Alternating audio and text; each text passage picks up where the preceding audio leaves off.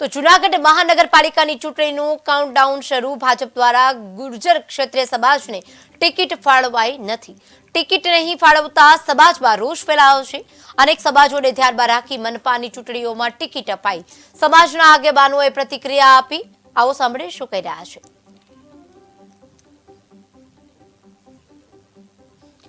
મહત્વપૂર્ણ છે કે સમાજના આગેવાનોએ પ્રતિક્રિયા આપી છે જે રીતે સમાજમાંથી કોઈને ટિકિટ આપવામાં નથી આવી સમાજ હવે રોષે ભરાયો છે ત્યારે આની અસર ચૂંટણી પર કેટલી પડે છે તે જોવાનું કારણ કે મહાનગરપાલિકામાં જૂનાગઢમાં જે યોજાવાની છે અને કાઉન્ટડાઉન શરૂ થઈ ગયું છે ભાજપ દ્વારા ગુર્જર ક્ષત્રિય સમાજને ટિકિટ એક પણ ફાળવાઈ નથી તેનાથી શું ગુર્જર ક્ષત્રિય સમાજ છે તે એક થઈ અને હવે વિરોધ નોંધાવી શકે છે ટિકિટ નહીં ફાળવતા સમાજમાં ક્યાંક રોષ પણ ફેલાયો છે અનેક સમાજોને ધ્યાનમાં રાખી મનપાની ચૂંટણીઓમાં ટિકિટ અપાઈ છે તો મહત્વપૂર્ણ છે કે મનપાની ચૂંટણીઓમાં ટિકિટ અપાઈ સમાજના આગેવાનોએ પ્રતિક્રિયા આપી આ મુદ્દે વાત કરી હતી અને આ સાથે જ રોષ પણ ઠાલવ્યો છે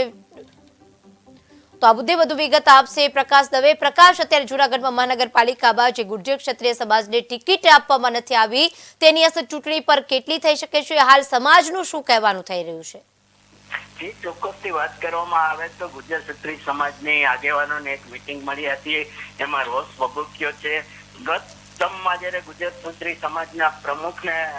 ધીરુભાઈ કરીને મેયર હતા ને ધીરુભાઈ મેયરના આગેવાની નીચે 54 સીટો ચૂંટાઈ આવ્યા હતા ભાજપના ત્યારે આ વખતે એ જ સમાજના લોકોને ટિકિટથી વંચિત રાખવામાં આવ્યા છે તો સ્થાનિક લોકો સામે ગુર્જર ક્ષત્રિય સમાજના લોકોએ અસંતોષ વ્યક્ત કર્યો છે અને વિવેકભાઈ કરીને છે એમને અગ્રણી એને વડાપ્રધાન સહિતના પત્ર લખી ને આ બાબતે પોતાના સમાજને ન્યાય આપવાની માગણી કરી છે જી એટલે પ્રકાશ જે પ્રતિક્રિયા આપી તેના પર કોઈ અસર દેખાઈ રહી છે મનપામાં કોઈ અધિકારીઓ દ્વારા તેમને કોઈ બાહેંધરી આપવામાં આવી હોય અથવા કયા કારણોસર આ વખતે તેમને ટિકિટ નથી આપવામાં આવી તે કોઈ ચોક્કસ કારણ બતાવવામાં આવ્યું હોય જે ચોક્કસથી વાત કરવામાં આવે તો 9, 10, 11, 12, 13 ને 14 આ જે વોર્ડોમાં છે ગુર્જર ક્ષત્રિય સમાજનું પ્રભુત્વ રહેલું છે તેમ છતાં સમાજને હુકામે ટિકિટ નથી આપવામાં આવી કયા કારણોસર ટિકિટ નથી આપવામાં આવી એ સંબંધિત બાબતે વડાપ્રધાન અને સંગઠનના વડાને પત્ર લખી અને વિવેકભાઈએ જાણ કરી છે આમ વિવેકભાઈ સહિત અગ્રણીઓએ સમાજના પત્ર પાઠવી અને આની રજૂઆત કરી છે અને તેમના સમાજને સુકામે મહાનગરપાલિકામાં ભાજપે બાકાત રાખ્યો છે તે અંગે છે તેમને ન્યાય આપવામાં આવે તેવી હાલસો માગણી કરી છે હાલમાં કોઈ ભાજપ તરફથી આના વિશે કોઈ પ્રતિક્રિયા બહાર આવી નથી પરંતુ ચોક્કસ એટલું ગણાય કે ગુર્જર ક્ષત્રિય સમાજ નારાજ છે અને આ નારાજગી હવે જો ભાજપ એને ન્યાય નહીં આપે તો કઈ દિશા તરફ વળશે એ કહેવું અત્યારે તો કોઈ વહેલું ગણાશે જી એટલે પ્રકાશ આપ કહી રહ્યા છો કે જે રીતે ગયા વખતે જે મેયરની ચૂંટણીમાં તેઓને સારું એવું તેમને પ્રદર્શન આપ્યું હતું સારું એવું તેમનું કામ હતું ચૂંટાઈ આવ્યા હતા અને તેમનો એક સમાજ છે તે સારું યોગદાન આપે છે આ ચૂંટણીમાં આ વખતે આ સમાજને અલગ કરી નાખ્યો છે અને રોષ પણ ઠાલવી રહ્યો છે ચૂંટણી પર આની કેટલી અસર થઈ શકે છે આપને શું લાગી રહ્યું છે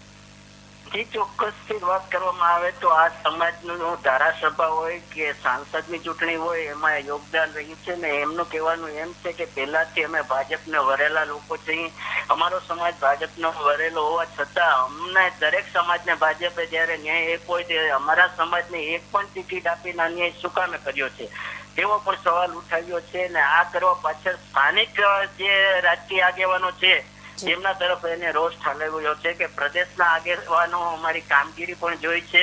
અને પૂર્વ મેયર ધીરુભાઈની કામગીરી ઉપર જ એમને મેયર પણ બનાવાયા હતા અને એમને સામેથી અમેરિકા હતા બહાર હતા વિદેશમાં છતાં પણ બોલાવીને એમને મેયર પદ આપીને એમના નેજા નીચે ચૂંટણી લડાણી હતી તેમ છતાં આ વર્ષે આ વખતની ચૂંટણીમાં તેમને સુકામે અન્યાય કરવામાં આવ્યો છે તે બાબતે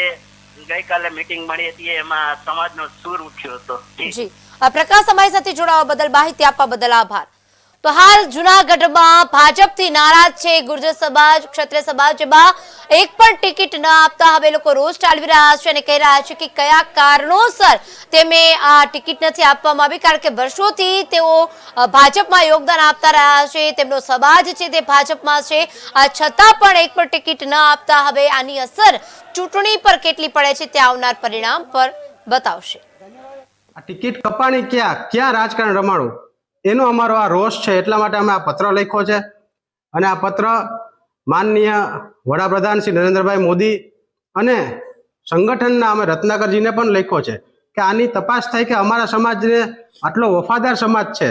ભારતીય જનતા પાર્ટીને વરેલો સમાજ છે, તો ટિકિટ શા માટે અમારા સમાજની કાપવામાં આવી? અમારા સમાજે વોર્ડ નંબર 9, 10, 13, 14 અમારા સમાજના